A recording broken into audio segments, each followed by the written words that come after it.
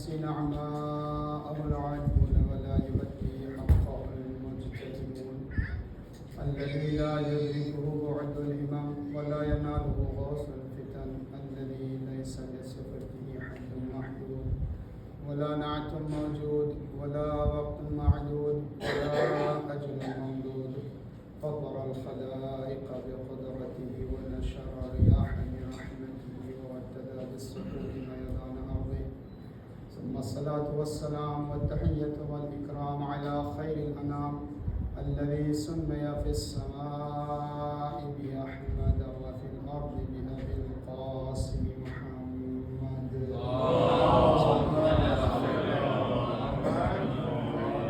وعلى أهل بيته الطيبين الطاهرين المعصومين المظلومين واللعنة الدائمة الباقية على أعدائهم أجمعين من ليلنا هذا إلى قيام يوم الدين. أما بعد فقد قال الله تبارك وتعالى وتقدس في كتابه المجيد وفرقانه الحميد وهو أصدق القائلين وقوله الحق.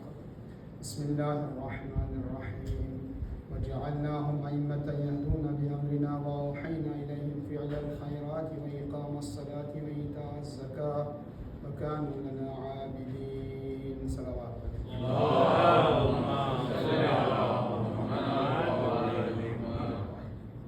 اللہ رب العزت کا بے پناہ شکر ہے کہ اس میں توفیق ایمان و اسلام کے ساتھ ہمیں فرش رضا پر حاضری کا شرف بخشا اور ساتھ ہی ساتھ قبلہ کعبہ مولانا سرکار زدی صاحبہ کے مینجمنٹ اور اس مرکز ہم شکر گزار ہیں کہ اس توفیق کے لیے انہوں نے اہتمام کیا ہمیں اور ہمیں یہ موقع عنایت فرمایا کہ اس عبادت میں اس ذکر میں شریک ہو سکے. خداوند عالم انشاءاللہ ہم سب کو اپنی کوششوں میں خلوص نیت کی توفیق میسر فرمائے اور ہمارا شمار مولا کے سچے عزاداروں میں فرمائے. صلوات پڑھیں.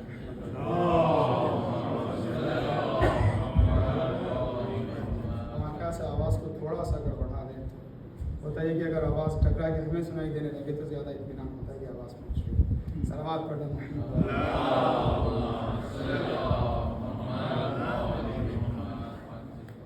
عشر محرم کی تاریخوں کے گزرنے کے بعد بہرحال ہر کسی کو اس بات کا احساس اور اندازہ ہونے لگتا ہے کہ انشاءاللہ کچھ نہ کچھ تو ہم نے فیض حاصل کیا ہے. یہ اپنے اپنے ظرف کی بات ہوتی ہے کہ کس نے کتنا حاصل کیا، مگر ہم امید کرتے ہیں اور یہ امید رکھنی چاہیے کہ فیض تو بہرحال کچھ نہ کچھ ہر کسی کو ضرور ملا ہے. اور یہ باتیں ایسے ہی رسمی طور پر ایک فارمیلٹی کے طور پر بیان ہونے والی نہیں، بلکہ ایک ناقابل انکار حقیقت ہے کہ ہمیں توفیق عبادت پر شکر گزار ہونا چاہیے. یعنی ایک تو مرحلہ یہ ہے کہ ہم مجلس اعظام میں آئیں، یہاں سے ثواب حاصل کریں، تو ثواب حاصل کرنا ایک مرحلہ ہے، اور اس ثواب کے ساتھ پھر یہاں پر ہماری معلومات میں اضافہ ہو، یہ ایک مرحلہ ہے. اس سے انسان فکری اور روحانی اعتبار سے، اسپریچول اعتبار سے گرو کرے، ترقی کرے، یہ ایک مرحلہ ہے. پھر اس پیغام کو دوسروں تک پہنچائے، یہ ایک مرحلہ ہے. پھر احیاء امر امامت اور مولا وقت دلائل حسین کے مشن میں خود کو شریک کر کے زمانے کو شامل کرنے کی کوشش کرے. بہرحال اس کی بہت سی ڈائمنشنز ہیں، بہت سے مراحل ہیں، لیکن کم سے کم جو ہے وہ یہ ہے کہ ہمیں ہر توفیق ذکر پر شکر بجا لانا چاہیے. میں جلدی عرض کروں، ظاہر ہے کہ مغرب سے پہلے کی جو مجلس ہوتی ہے تو اس کے ختم ہونے کا ٹائم فکس ہوتا ہے، 2-3 منٹ اوپر نیچے ہو سکتے ہیں، اس سے زیادہ نہیں. تو مجلس جب بھی شروع ہو ختم ہونا تقریباً جو ہے وہ طے ہے انشاءاللہ. صلوات پڑھیں محمد علیہ.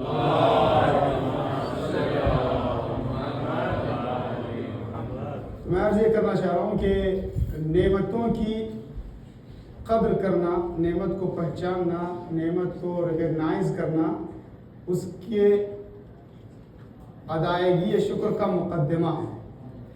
تو ہم فرش ازاں پر آتے ہیں، مجلس ازاں میں شریک ہوتے ہیں، زبان پر یا حسین کا نعرہ ہوتا ہے، دل میں انشاءاللہ عشق حسین، غم حسین، آنکھوں سے آنسو، اور زبان پر لبوں پر مولا عبداللہ حسین کا نام، خدا رسول اور ائمہ معصومین کا بیت اطہار کا نام۔ اپنی جگہ پر یہ ایک خود توفیق ہے، یعنی اس کا فائدہ، اس کے آثار، اس کے نتائج وہ اپنی جگہ پر خود شامل ذکر ہونا بڑی توفیق ہے۔ ہر بار جب ہم یا حسین کہیں، ایک بار مجلس میں آ گئے، دوسری بار مجلس میں آنے کا موقع مل رہا ہے، تو گویا یہ دوسری مجلس میں جو آپ آ رہے ہیں، یہ پہلی مجلس کی قبولیت کی ایک نشانی بھی ہے۔ یعنی دنیا میں بس ایسے نہیں ہو رہا ہے، بس ایسے ہی ہم چلتے چلتے چلے آ گئے، نہیں، آئے ہیں تو بلائے گئے ہیں، اور یہاں سے فائدہ کتنا اٹھا رہے ہیں یہ میرے اور آپ کے ضرف کی بات ہے۔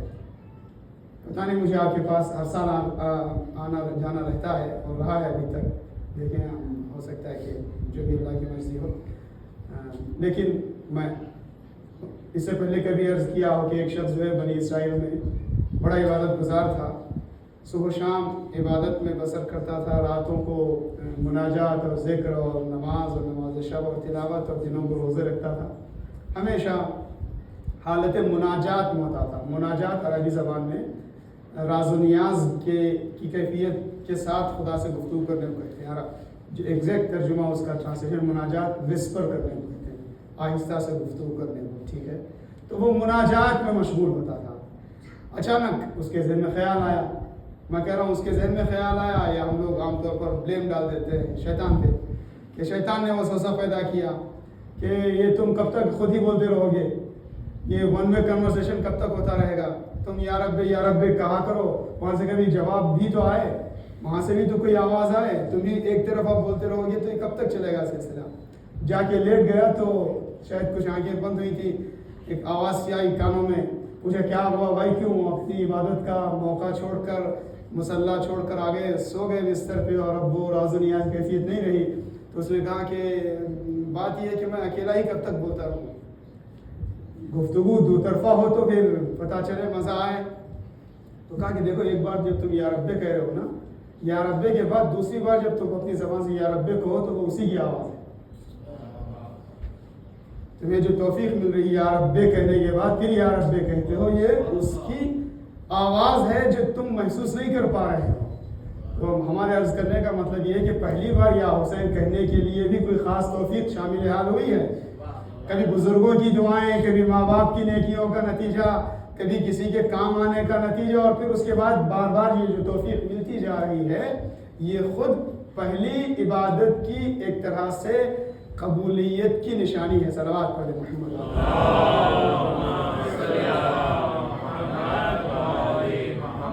یہ باتیں میں صرف خوش ہونے اور خوش کرنے اور خوش فہمی میں مبتلا ہونے کے لیے نہیں عرض کر رہا ہوں، جو نعمت ہے اس کی قدر کرنی چاہیے، اس میں کوئی شک و شبہ نہیں ہے۔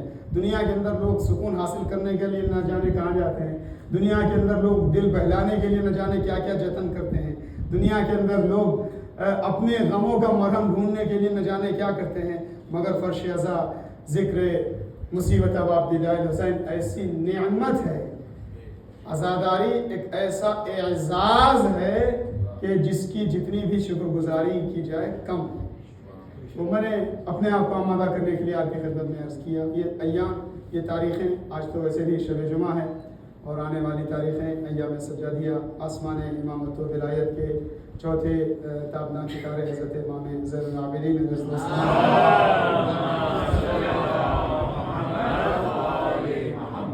شہادت کی مصیبت عظمیٰ کی تاریخیں ہیں۔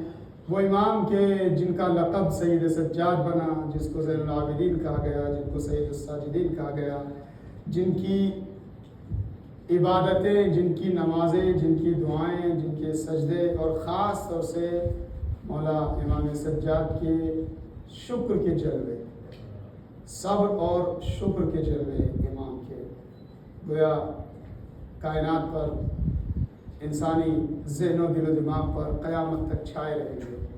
शुक्र का जज्बा। कुरान मजीद के सूरह मुबारक अंबिया की आयत नंबर 73 की तिलावत का शरफ हमने हासिल किया, जिससे पहले अंबिया के नामों के साथ तज़किरा है और उसके बाद भी नबियों का तज़किरा है। खुदा ताला फरमाता कि हमने इन रहनुमाओं को अपनी जानिब से वजअलनाहुम अइम्मतन यहदूना बिअमरिना, ऐसे इमाम बनाया, हमने उन्हें ऐसे रहनुमा बनाया कि जो हमारी तरफ लोगों को बुलाते हैं, और हमने उन्हें इल्हाम किया और हमने उन्हें वही भेजी, उन्हें पैगाम दिया नेक काम अंजाम देने का, खैरात को अंजाम देने का, और नमाज कायम करने का, और ज़कात अदा करने का। वकानु लना आबिदीन, ये सब के सब हमारे इबादत गुजार बंदे थे।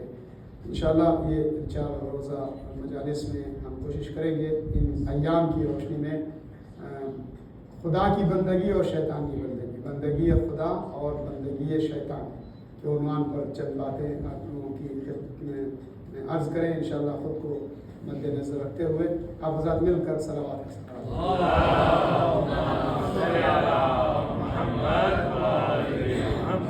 बंदगी खुदा और बंदगी शैतान। दुनिया के अंदर हर कोई बंदा है, इसमें कोई शक ही नहीं है, या खुदा का बंदा है या शैतान का बंदा है, बीच का रास्ता नहीं है। कोई ये कहे कि नहीं हम खुदा के तो बंदे नहीं हैं, हम खुद इंडिपेंडेंट हैं, नहीं, खुद इंडिपेंडेंट कोई हो नहीं सकता। दो रास्तों के अलावा कोई तीसरा रास्ता है ही नहीं। या बंदगी खुदा की विलायत में आना, या खुद बखुद शैतान की बंदगी में जाना। और जब इंसान विलायत खुदा के साए में आता है तो जुल्मतों से निकलकर, अंधेरों से निकलकर नूर की जानिब जाता है। सूरह उसकी आयतुल कुर्सी का आखिरी हिस्सा अल्लाहु वलियुल्लज़ीना आमनू युख़रिजुहुम मिनज़्ज़ुलुमाति इलन-नूर वल्लज़ीना कफ़रू औलियाउहुमुत ताग़ूत। तो अर्ज़ करने का मतलब ये है कि 2 ही विलायतें हैं, तीसरी विलायत नहीं है। या अल्लाह की विलायत है और फिर उसी का एक मरहला आगे खुदा की बंदगी है, और अल्लाह ही की विलायत का तसलसल और कंटिन्यूशन जो है वो विलायत रसूल है, विलायत इमाम है, विलायत हुज्जत खुदा है। और दूसरी जानिब शैतान और शैतानी ताकतों और ताबूत की विलायत है, दरमियान में कोई रास्ता नहीं है।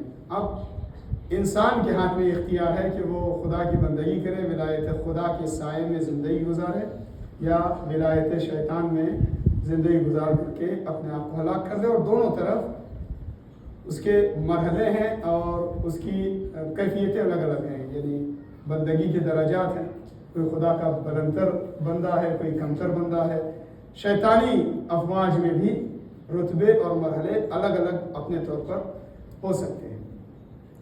अंबिया इलाही का काम, उनका मिशन ये रहा कि लोगों को खुदा की बंदगी की तरफ दावत दें। अनी अब्दुल्लाह वज्तनिबुत तागूत, कुरान मजीद की वाज़ेह आयतें हैं, इसमें कोई बहुत ज़्यादा तावील व तफसीर के लिए गहराई में जाने से ही कुछ समझ में आए ज़रूर नहीं है, हर आयत की गहराई होती है, मगर बहुत सी आयतें ऐसी हैं कि जिसका ज़ाहिर भी काफ़ी वाज़ेह रहता है, गहराई भी अपनी जगह पर होती ही है। तो नबियों का काम रहा कि वो बंदगी खुदा की तरफ लोगों को बुलाएं, और सिर्फ यही नहीं कि वो बुलाने वाले हैं, सबसे पहले वो खुद अल्लाह के कामिल बंदे हैं। वो कानू लना आबिदीन, सब के सब हमारे इबादत गुजार थे। चौथे इमाम का जो लक़ब है वो ज़ैनुल आबिदीन है, आबिदीन की जीनत है, इबादत गुजार बंदों की जीनत है, अल्लाह की बंदगी करने वालों की जीनत है। आबिदीन कौन है? आबिदीन में देखिए, कोई नबी या इमाम तो बन नहीं सकता, लाख कोशिश कर ले कोई नबी या इमाम बनने का दावा नहीं कर सकता। लेकिन नबी और इमाम के अलावा नेक लोगों की कुरान मजीद की रोशनी में जो कैटेगरीज हैं, जैसे कुरान की कुछ आयतों में है नेमत पाने वालों के तज़किरे के साथ कि नबी, वली, वसी, शहीद, सिद्दीक, सालेह, ये वो किरदार हैं कि जो नेक किरदार है कुरान की रोशनी में। नबी और इमाम कोई बन नहीं सकता, बाकी जितने नेक किरदार हैं वो सब के सब आबिदीन में हैं, अल्लाह की इबादत करने वाले बंदों में हैं। बंदगी के दर्जे अलग अलग हैं। खुद रसूलुल्लाह का जो سب سے عظیم تر مقام ہے وہ کیا ہے؟ سبحان الذی اسری بعبدہ لیلا من المسجد الحرام، بندے خدا ہونا، رسالت سے، سید الانبیاء ہونے سے بڑھ کر، خاتم النبیین ہونے سے بڑھ کر، صاحب الاولاق، یہ سب ہو کر بھی جو سب سے اہم ترین اور کامل اسٹیٹس اور مقام اور لقب جسے ہم شاید کہہ سکیں وہ ہے کمال عبدیت، بندگی میں کامل ہونا۔ اس وقت وضاحت کی گنجائش نہیں ہے، یہ مولا کائنات کی جتنے بھی فضائل ہیں، امیر المومنین کے فضائل اتنے کہ ہم پوری زندگی بیان کرتے رہے ختم نہیں ہو سکتے۔ ہم کیا پورے انسان مل کر بیان کریں؟ جنات انسان سب مل کر کے لکھیں نہیں لکھ سکتے۔ ایک تو ذاتی فضائل ہیں، پھر کردار کے فضائل ہیں، پھر اخلاقی فضائل ہیں، پھر دنیا کے اندر جو کارنامے ظاہر ہوئے اس سے مربوط فضائل ہیں، اس سے بڑھ کر ان کے القاب اور نام ہیں۔ یہ بھی ہمارا دہرایا ہوا جملہ ہے، میں کہہ کے گزر جاتا ہوں۔ ائمہ معصومین اہل بیت کے نام ایسے ہیں، ان کے نام ایسے ہیں کہ دنیا ان کے ناموں کا مقابلہ نہیں کر سکتی، تو ان کے کردار اور ان کی ذوات مقدسہ کا مقابلہ کہاں سے کر سکتی ہے؟ کوئی تقابل ہو نہیں سکتا۔ خانہ کعبہ میں ولادت خود ایک ایسا معجزہ اور ایک ایسی بے مثال فضیلت ہے کہ جس کے ساتھ ہی گویا دنیا والوں کی، دشمنوں کی زبان بند ہو جاتی ہے۔ تو مولا کائنات کے فضائل قرآن کی روشنی میں، تاریخ کی روشنی میں، اپنوں کی زبان میں، غیروں کی زبان میں، دشمنوں کی زبان میں، قاتلوں کی زبان میں، سب فضائل اپنی جگہ پر ہیں۔ میں عرض کرنا کیا چاہتا ہوں، یہ سب کچھ تو اپنی جگہ پر ہے، مگر جو نقطۂ محوری ہے، جو سینٹرلائز پوائنٹ ہے، فضائل کو اگر ایک نقطے پہ لے جا کے دیکھنا چاہیں تو کیا ہے کہ مولا کائنات اپنے رب کے لیے کامل بندے تھے۔ بندے کامل ہونا، کفا بی عزا ان اکون لک عبدا وکفا بی فخرا ان تکون لی ربا۔ سنی سنائی یہ بھی مولا کائنات کی مناجات ہے نا کہ مالک تو میرا رب ہے، یہی سب سے بڑی فخر کی بات ہے اور یہی سب سے بڑی عزت ہے کہ میں تیرا بندہ ہوں۔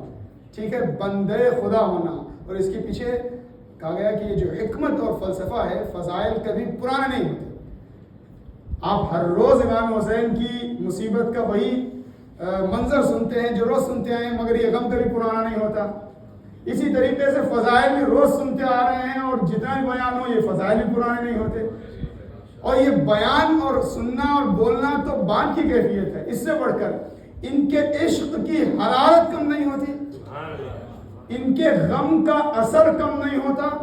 اس کی وجہ کیا ہے کہ یہ خدا سے تعلق ہے۔ وما عند اللہ باق، بقا اس کی ذات کو، اس کے نام کو اور رب ذوالجلال سے بقا وابستہ ہے۔ تو مولا کائنات، رسول اللہ، آل رسول، ائمہ، انبیاء، سب کے کمالات و فضائل کی بقا کی وجہ یہ ہے کہ وہ اس ذات سے وابستہ ہیں کہ جس کو ذات لازوال کہا گیا ہے۔ صلوات پڑھ دیں محمد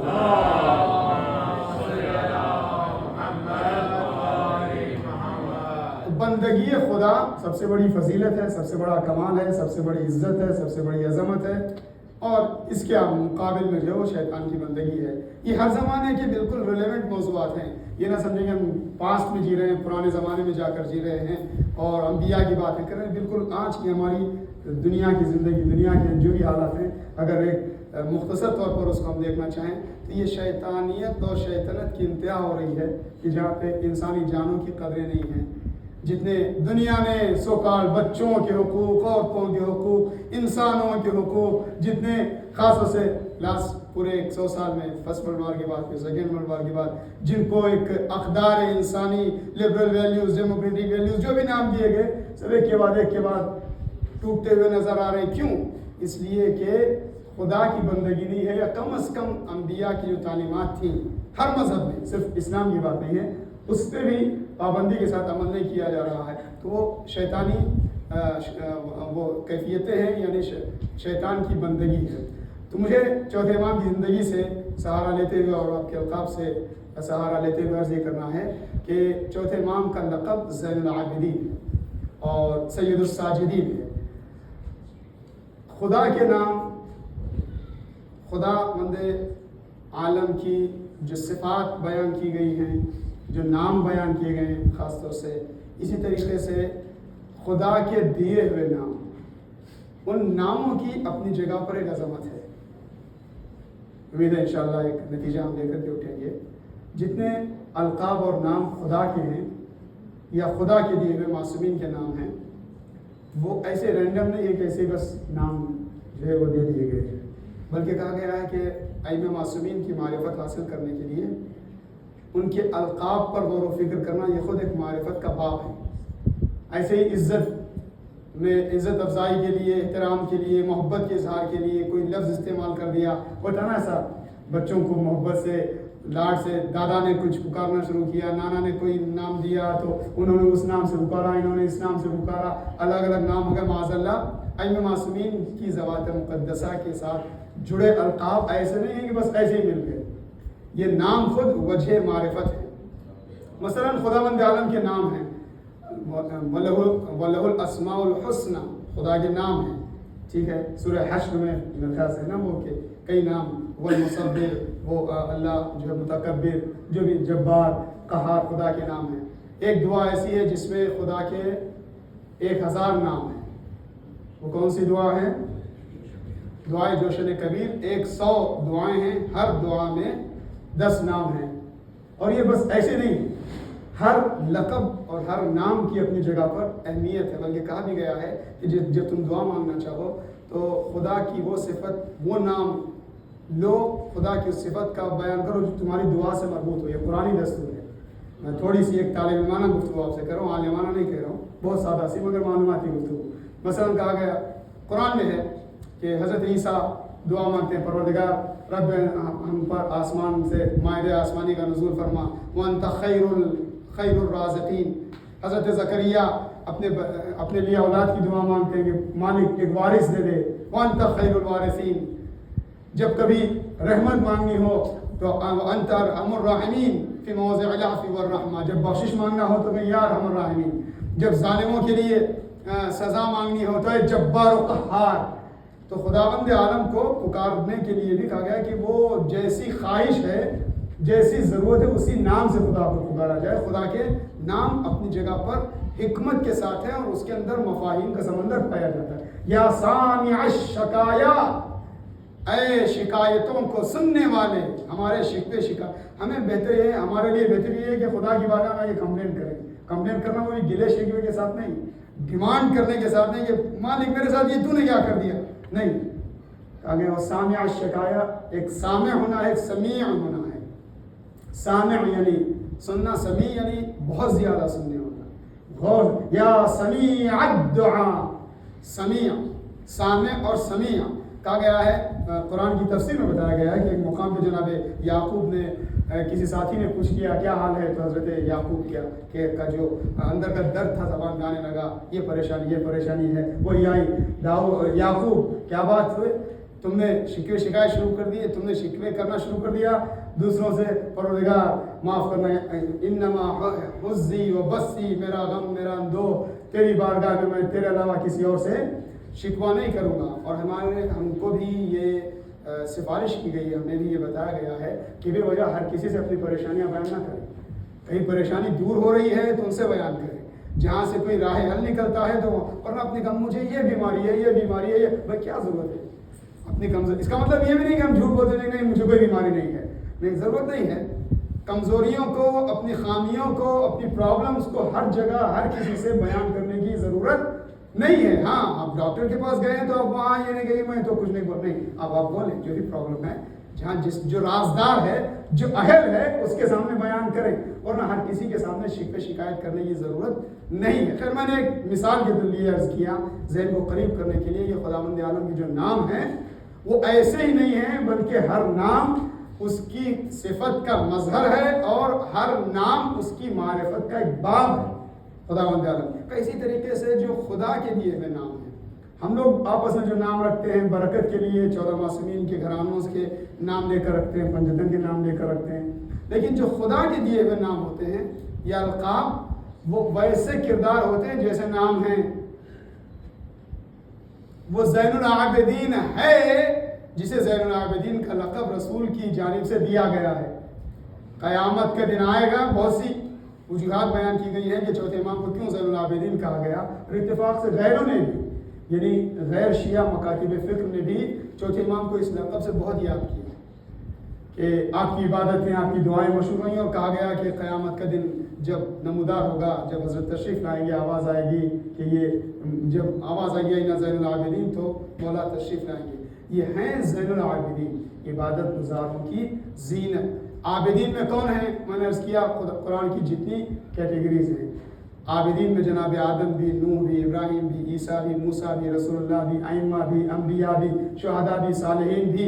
بلکہ قرآن کی روشنی میں کہا گیا ہے کہ جب ساجدین کا تذکرہ ہو تو ساجدین میں کون ہیں؟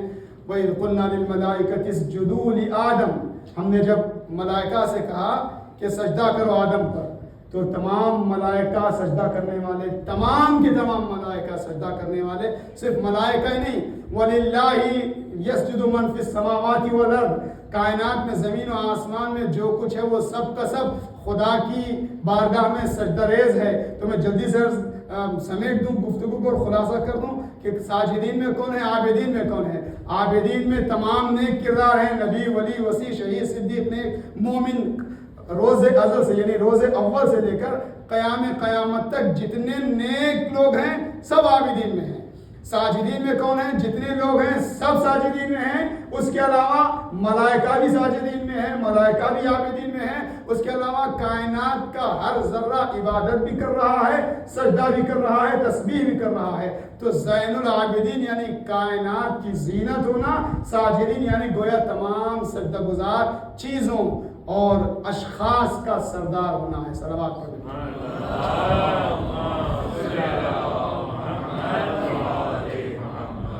یہ سید الساجدین ہے. اور اس لیے یہ بحث اہم ہے کہ کربلا کے واقعے کے بعد 35 سال سے زیادہ عرصے تک جو ہے مولا نے ہر موقع پر، ہر مقام پر خدا کی بارگاہ میں اظہار تشکر کیا ہے، شکر کے فریضے کو انجام دیا ہے. لقب شخصیت کا مظہر ہوتا ہے. مثلا مولا کائنات کی صفات اور مولا کائنات کے القاب میں سے جو مشہور القاب ہے، مثلا رسول اللہ کے دیے ہوئے القاب میں علی وجہ اللہ، لسان اللہ، ید اللہ، ہمیں مومنین کے لیے یہ القاب دیے گئے. خدا کا چہرہ ہے. خدا کا چہرہ مطلب کیا؟ معاذ اللہ کوئی مولا کائنات کو دیکھے تو خدا کی شکل اس میں نظر آئے کہ نہیں، وجہ معرفت پروردگار ہے، خدا کی پہچان کا ذریعہ ہے. خدا کی پہچان کیسے ہوگی؟ گا خدا کے صفات دیکھنا ہوگا، مظہر صفات الہی ہیں. اللہ کی رحمت سمجھنا چاہو تو ان کے ذریعے سے پہچانو. اللہ کی عدالت کو پہچاننا چاہتے ہو تو ان کے ذریعے سے پہچانو. اللہ کی قدرت دیکھنا چاہتے ہو تو ان کے ذریعے سے پہچانو. وجہ اللہ دنیا کے اندر چہرہ جو ہے وہ آئیڈینٹیفیکیشن کا سب سے رائج طریقہ ہے. انگلیوں کے نشان سے بھی، آنکھوں کے ذریعے سے بھی جو ہے وہ پہچان ہوتی ہے، مگر جو سب سے رائج طریقہ ہے ہر ایک کے لیے وہ ہے چہرہ کا. خدا کی پہچان ہوتی ہے، معرفت ہوتی ہے ان کے ذریعے سے. یا میں بات کو مربوط کر کے تھوڑا سا اور تازہ کر دوں اس گفتگو کو ربط دینے کے لیے. امیر المومنین کا لقب ہے نفس رسول. قرآن کی روشنی میں ہے نا، رسول کا نفس ہونا. ندعو ابنانا و ابناکم و نساءنا و نساءکم و انفسنا و انفسکم. تو نفس رسول ہے، نفس رسول ہونا یعنی رسول اللہ کی جتنی فضیلتیں ہیں، رسول اللہ کے جو کمالات ہیں، تمام کمالات اور فضائل کے حامل ہیں، سوائے رسالت کے. نبوت اور رسالت کے علاوہ مکمل نفس رسول ہیں، مکمل نفس رسول ہیں. ہو بہو یعنی اگر کسی کو رسول تک پہنچنا چاہے، خواہش ہو، وہ باب مدینۃ العلم کے ذریعے سے رسول تک رسائی حاصل کر سکتا ہے. چنانچہ بتایا گیا ہے کہ جب رسول اللہ کی بیعت واقع ہو گئی اور پہلی خلافت، دوسری خلافت، تیسری خلافت، یہ کوئی اختلافی بحث نہیں ہے، یہ حقائق ہیں تاریخ میں بیان کیے ہوئے کہ جب ممبر پر بیٹھنے کا وقت آتا تو خلافت کا جو سلسلہ تھا اس میں پہلا زینہ چھوڑ کر جہاں پہ رسول اللہ تشریف فرما ہوتے تھے، دوسرے زینے پہ بیٹھنے کا سلسلہ پہلے خلیفہ نے شروع کیا، پھر اس کے بعد دوسرے خلیفہ نے شروع کیا، پھر اس کے بعد ایسے زینوں کی ترتیب جو ہے وہ نیچے کی طرف آتی رہی. اب یہاں پہ یزید تک پہنچتے ہوئے لوگ تجزیہ کرتے ہیں کہ گویا رسول اللہ کے بعد امت کے اندر جو گراوٹ کا سلسلہ چلا، اہل بیت اور قرآن اور اہل بیت سے جدائی کے نتیجے میں جو ڈاؤن فال، وہ گرنے کی جو گراوٹ کی جو کیفیت تھی، وہ سفر تھا، وہ چلتا رہا۔ بہرحال جب مولا کائنات کے ہاتھوں میں حکومت ڈال دی گئی اور بہت فورس کر کے لوگوں نے علی کو حکومت دینے پر ایک طرح سے اصرار کیا، تو مولا کائنات جب ممبر کے قریب آئے تو لوگ دیکھ رہے تھے کہ علی کہاں پہ بیٹھیں گے، اب کوئی زینہ بچا بھی ہے کہ نہیں۔ تو امیر المومنین نے پہلے زینے پہ قدم رکھا، دوسرے زینے پہ قدم رکھا، تیسرے زینے پہ قدم رکھا، اور جا کر بیٹھے اسی مقام پر جو مقام رسول اللہ تھا۔ پھر فرمایا قسم ہے خدا کی سوائے علی کی کوئی اس جگہ پر بیٹھ نہیں سکتا، اس لیے کہ وہی اس مقام پہ بیٹھ سکتا ہے جو رسول کے جیسے فیصلے نفس رسول۔ میں نے کہا کہ جو القاب ہیں وہ ایسے ہی نہیں دیے گئے ہیں، بلکہ ان القاب میں مفہوم ہے اور یہ حقیقت ہے۔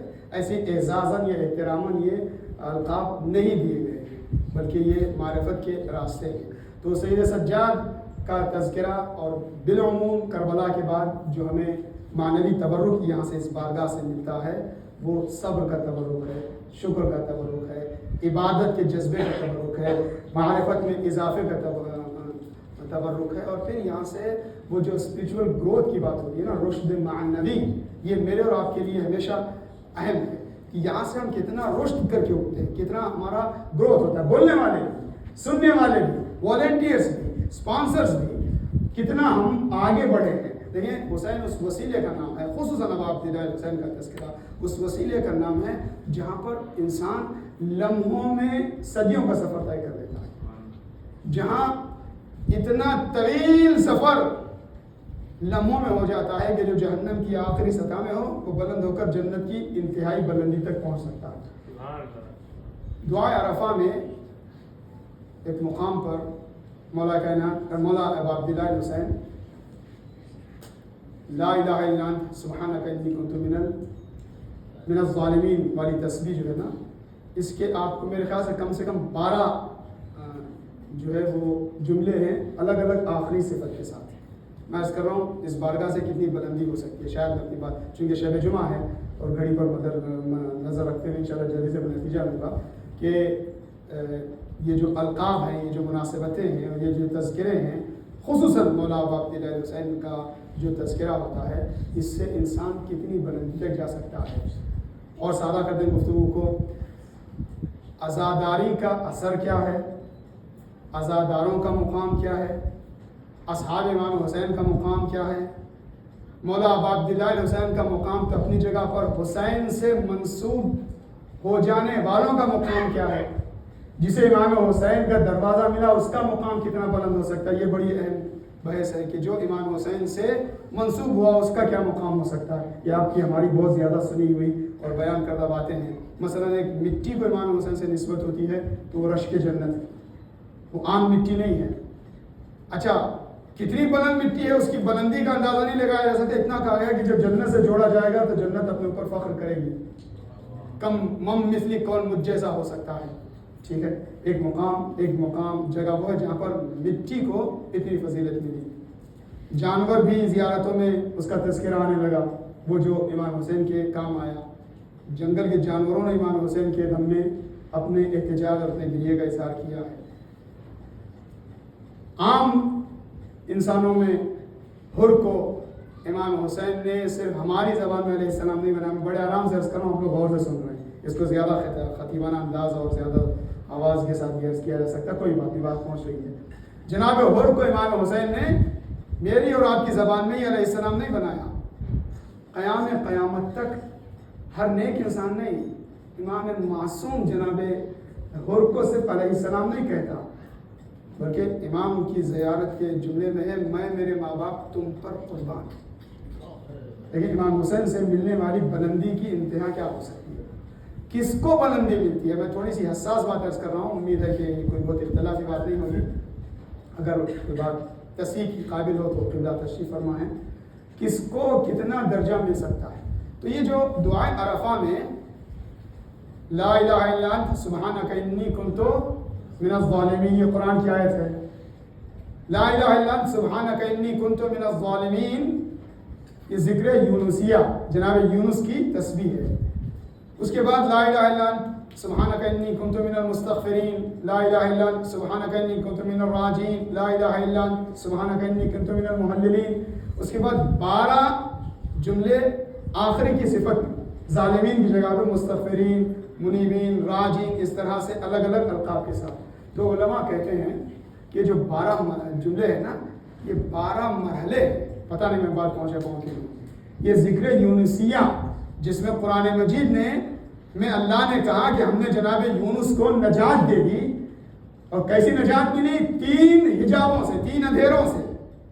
قرآن ہے فی ظلمات ثلاث، 3 اندھیرے تھے، ایک رات کی تاریکی، دوسرے دریا کی تاریکی، تیسرے مچھلی کے شکم میں تھے جناب یوسف۔ چونکہ واقعہ سب کے سامنے میں تفصیل میں نہیں جا رہا ہوں۔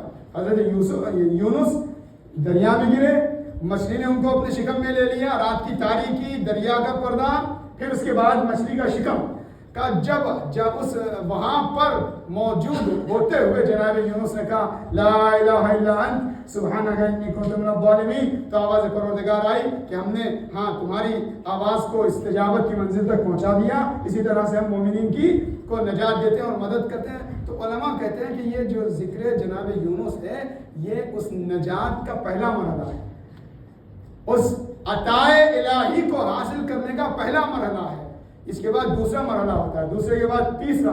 اب ایک مرحلے سے دوسرے مرحلے کے درمیان کتنا ڈسٹنس ہے مجھے نہیں پتا، نہ میں سمجھ سکتا ہوں نہ سمجھا سکتا ہوں۔ اب یہ 12 درجوں کا فاصلہ کتنا ہے بتا نہیں سکتے۔ ابھی انہی سالوں میں، اسی زمانے میں ایک فلسف استاد گزرے ہیں، استاد محمد تقی جعفری، ان کے بزرگ اساتذہ میں سے تھے۔ تو ایک جگہ پہ خود ہی بیان کرتے ہیں کہ جب ہم بیان کر رہے ہو، کہتے ہیں جب ہم کبھی درس دے رہے تھے، بیان کرتے ہیں، تو ایسا ہوتا ہے کہ لوگ بڑے شوق سے سب دیکھ رہے ہیں، سن رہے ہیں، تو پتہ چلتا ہے کہ سب کے سب انگیج ہیں، سب تک بات پہنچ رہی ہے۔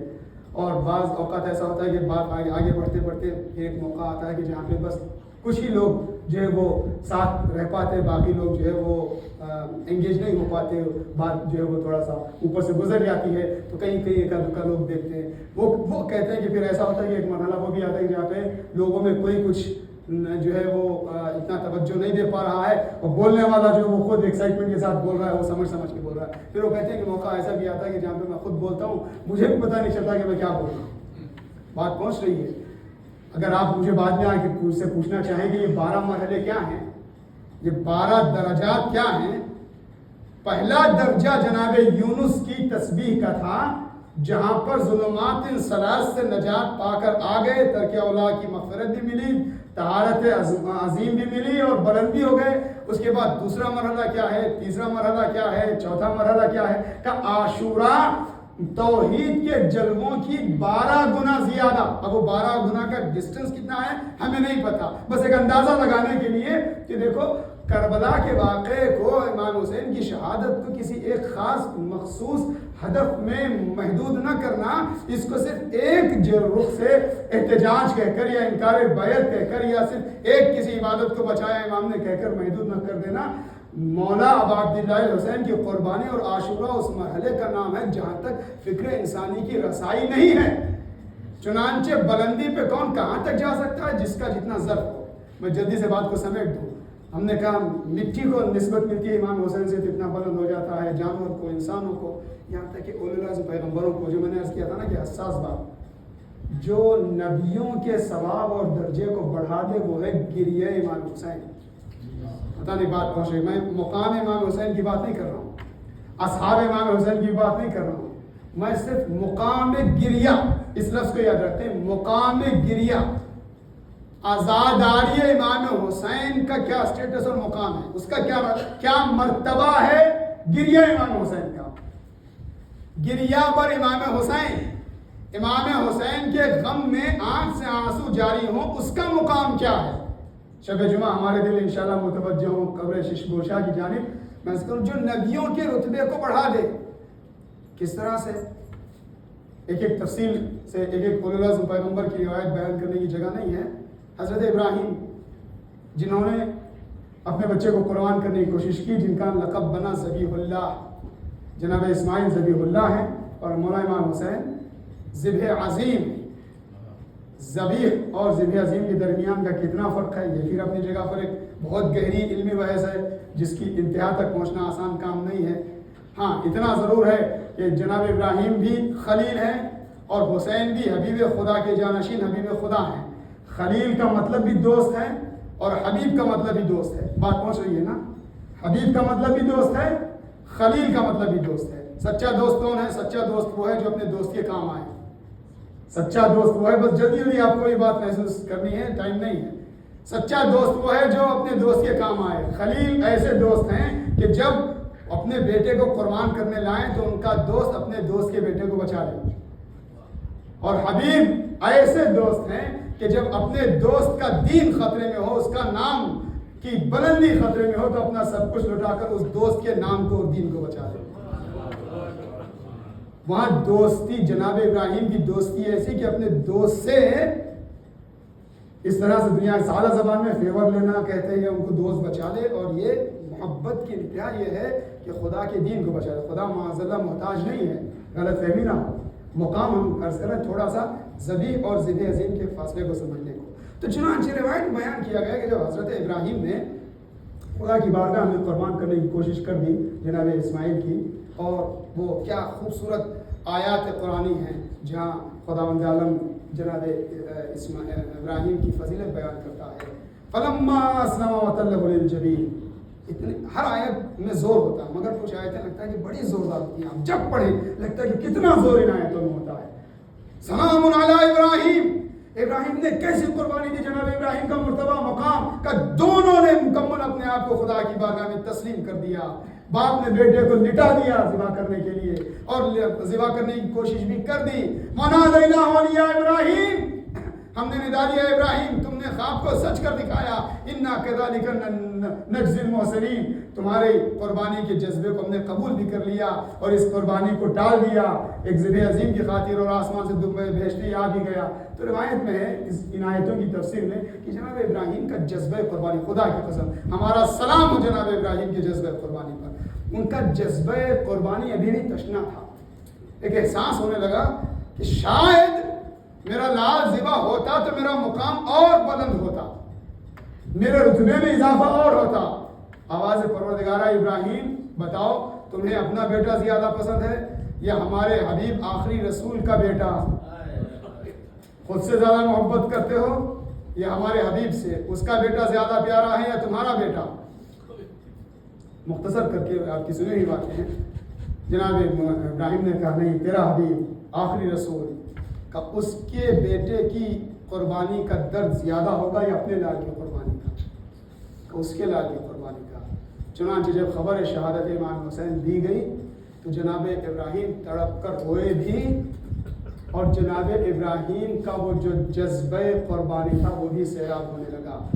اب نتیجہ میں جو لینا چاہتا تھا، میں نے جو کہا تھا حساس، جو جناب ابراہیم خلیل اللہ اولو العزم پیغمبر کے ثواب اور رتبے کو بڑھا دے اسے کہتے گریہ حسین. میں نے اس کے نا مقام گریہ.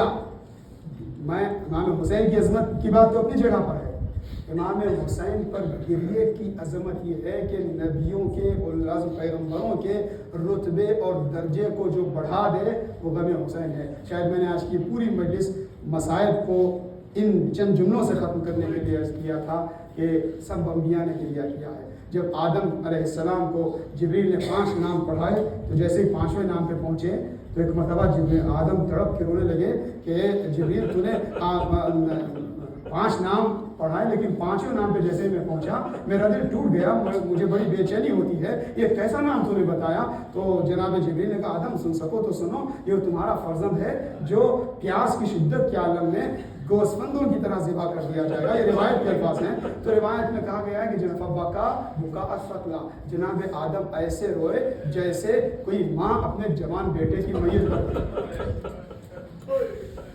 جناب آدم ہزاروں سال پہلے امام حسین کی شہادت سے پہلے شہادت کی خبر سن کر رو رہے ہیں. جناب ابراہیم نے تڑپ کر گریہ کیا تھا جب شہادت امام حسین کی خبر آئی. جناب نوح نے بے چینی کے ساتھ گریہ کیا. جناب عیسیٰ نے، میں روایتیں نہیں پڑھ رہا ہوں، مولا کائنات صفین کے ماحول میں اور جنگ صفین کے دوران جب سرزمین صفین سے گزر رہے تھے تو کربلا کو یاد کر کے شہادت امام حسین کی خبر کو سن کر یاد کر کے گریہ کیا. پیغام حسین کی ولادت پر جناب سیدہ بھی روئیں، رسول اللہ بھی روئیں۔ ام سلمہ کی روایت ہے کہ جب جبریل امین آئے خاک کربلا لے کر تو رسول اللہ ایسے روئے جیسے رسول اللہ نے گریہ کیا، چیخ کر تڑپ کر گریہ کیا تھا۔ حضرت آدم سے لے کر رسول اللہ تک، رسول اللہ سے لے کر امام مجتبیٰ تک، آخری لمحات امام مجتبیٰ کے امام حسین سرانے آنکھوں سے آنسوؤں کا سیلاب جاری ہے۔ امام حسن نے پوچھا بھیا کیوں اتنا رو رہے ہو؟